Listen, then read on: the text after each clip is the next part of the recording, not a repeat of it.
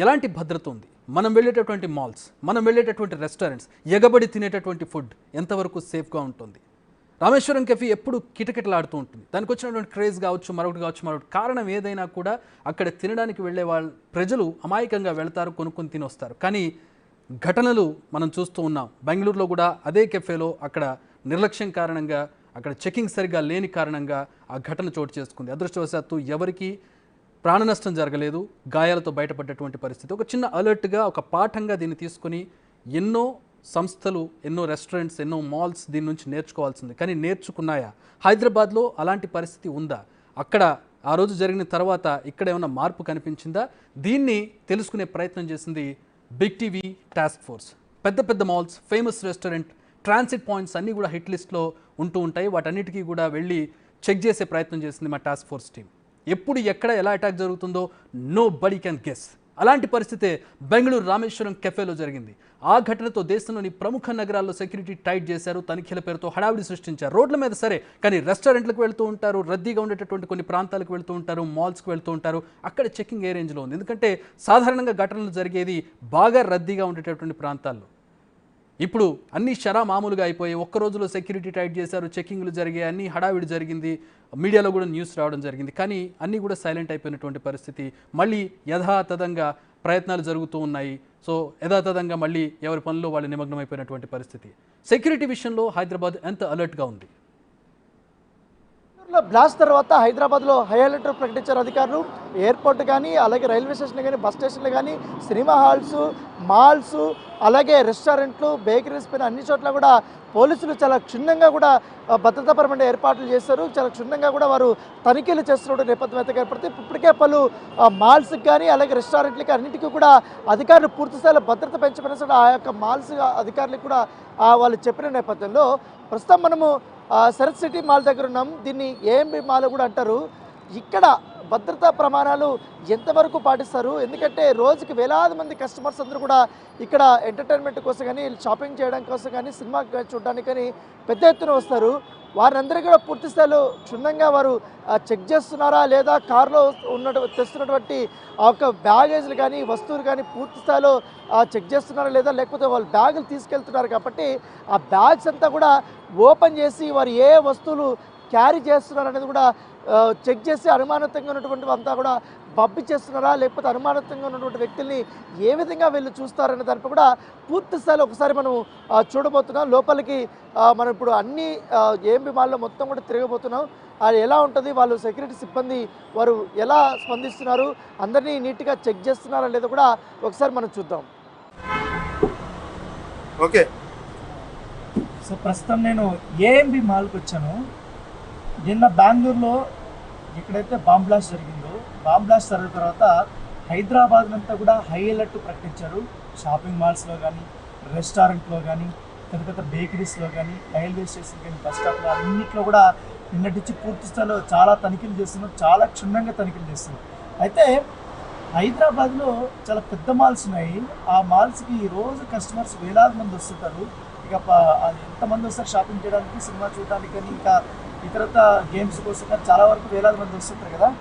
వాళ్ళకి ఈ shopping malls వాళ్ళు కానీ, రెస్టారెంట్ వాళ్ళు కానీ ఎంతవరకు సెక్యూరిటీ కల్పించారు ఈ బాంబ్ బ్లాస్ట్ జరిగిన నేపథ్యంలో?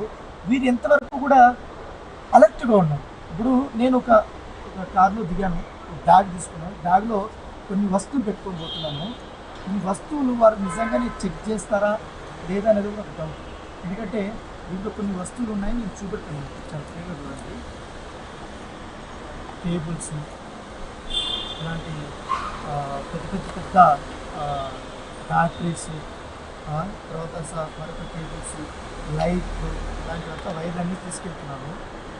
ఇవన్నీ కూడా అనుమానాస్పదకు సంబంధించిన వస్తువులు కిందకే వస్తాయి కదా. వీళ్ళు నిజంగానే వీటిని చూస్తారా, చూసి నన్ను చెక్ చేసిన తర్వాత నన్ను క్వశ్చన్ చేస్తారా, నన్ను ఆపుతారా, లేదా డైరెక్ట్గా నన్ను మాల్ అంతా హ్యాపీగా తిరుక్కోవని ఏమన్నా చేసుకొని నన్ను వదిలేస్తారా లేదా అని కూడా ఇప్పుడు ఒకసారి ఏఎంబి మాల్లో పార్కింగ్ మాల్ దగ్గర ఉన్నా కాబట్టి పార్కింగ్ దగ్గర ఉన్నాను, ఇంటి దగ్గర. ఇక్కడి నుంచి నేను వెళ్తున్నా. సో వాళ్ళు ఎంతవరకు అలర్ట్ ఉన్నారు, ఏదో నామమాత్రంగా చెక్ చేసి వదిలేస్తారా లేదా ఒకసారి మనం చూద్దాం.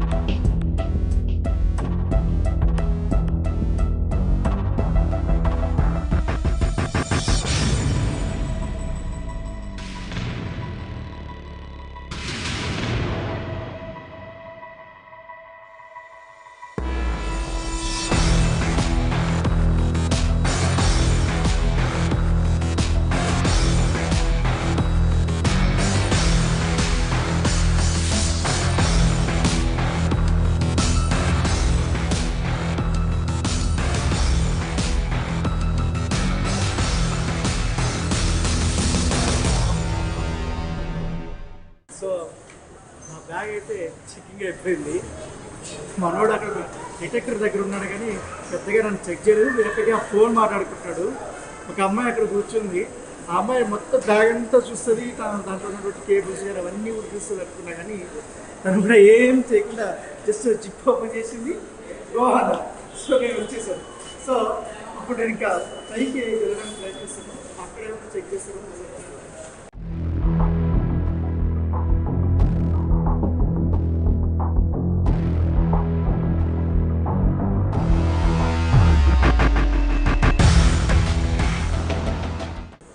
జీరో ఫ్లోర్ దగ్గరికి వెళ్తున్నా.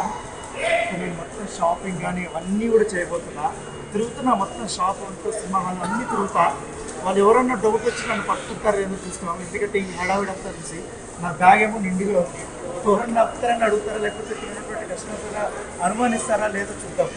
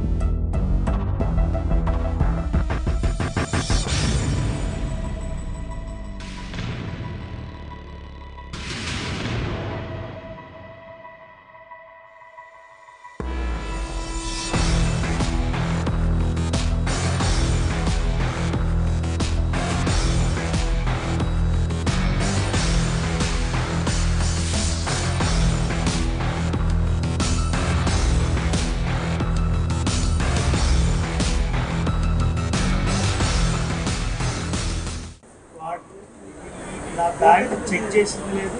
పాడులా ఏదో నామకే వాస్తు చూశారు. వాళ్ళు అసలు ఏం లేకపోతే అప్పు చేశారు. నేను మాత్రం హ్యాపీగా ఫ్లోర్ తిరుగుతున్నా.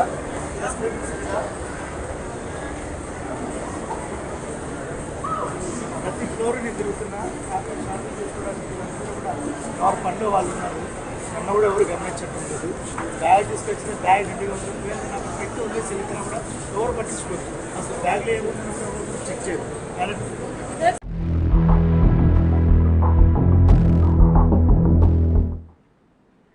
సో అది ఏఎంబీ మాల్లో పరిస్థితి. కేబుల్స్